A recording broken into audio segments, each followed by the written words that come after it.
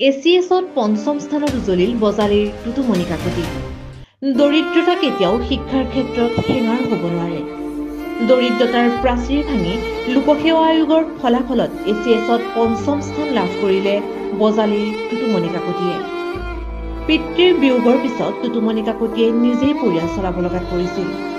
কাকতিৰ আজিৰ এই সাফল্যৰ পিছত সকলোৱে আনন্দিত হৈ পৰা পৰিলক্ষিত হৈছে। বিভিন্নজনে গামোচা স্মাৰক পত্ৰৰে শুভেচ্ছা জনায় টুটুমণিক। একাগ্ৰতা থাকিলে যে কোনো বস্তু হেঙাৰ হ'ব নোৱাৰে, তাৰে নিদৰ্শন দাঙি দেখুৱালে টুটুমণি কাকতিয়ে।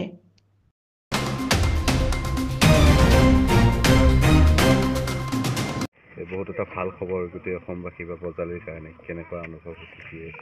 মোৰ ভালে লাগিছে। মই যিমান আশা কৰি আছিলোঁ কিবা এটা পালে হয় বুলি, পাইছোঁ যেতিয়া ভাল লাগিছে। যথেষ্ট কষ্ট কৰিব লগা হৈছিলে, কেনেধৰণে অনুপ্ৰাণিত হৈছিল? মোক ঘৰৰ পৰা ছাপোৰ্ট কৰে বা মোৰ ওচৰ পাজৰৰ মানুহ ফ্ৰেণ্ড চবেই ছাপোৰ্ট কৰিছিলে। তেওঁলোকৰ বেছি বিশ্বাস আছিলে মোৰ ওপৰত মোতকৈ, মই পাম বুলি। তো সিহঁতৰ তেওঁলোকৰ বিশ্বাস আজি প্ৰমাণিত হ'ল। কোচিং লৈছিল নেকি? কোচিং মই লৈছিলোঁ, কিন্তু মই নেক্সট এটেম্পটৰ কাৰণেহে লৈছিলোঁ। মই যোৱাবাৰ নৱেম্বৰৰ পৰাহে পঢ়া ষ্টাৰ্ট দিছোঁ। তো মই ভাবা নাই এইবাৰ হ'ব বুলি। মই নেক্সট এটেম্পটৰ কাৰণে কোচিং লৈছিলোঁ। ক'ত লৈছিলে কোচিং? Study IQ।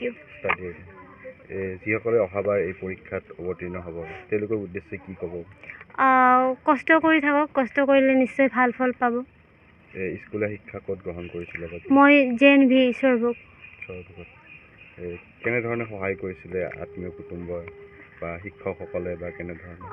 চবেই মোক বহুত অনুপ্ৰাণিত কৰিছে, বহুত সদায় কৈ থাকে কি হ'ব হ'ব বুলি বিশ্বাস দেখুৱাই থাকে। সেইবিলাকে মোক অনুপ্ৰাণিত কৰিছে বহুত। নমস্কাৰ। ভালে লাগিছে, তাই কষ্টৰ ফলখিনি পাইছে, সেইকাৰণে ভাল লাগিছে। ওচৰ চুবুৰীয়াই যিখিনি মনেদি ভাবছিল, আশা কৰিছিল, সেইখিনিও পূৰণ হ'ল। আৰু আমাৰো আমি যিহেতু সেই দুৰ্বল মানুহ এটা, আমাক আৰু মুঠতে তাই কৈছিল মোক সৰু হ'লেও এটা চাকৰি লাগে আৰু ঘৰ চলাব, যিহেতু দেউতাক নাই।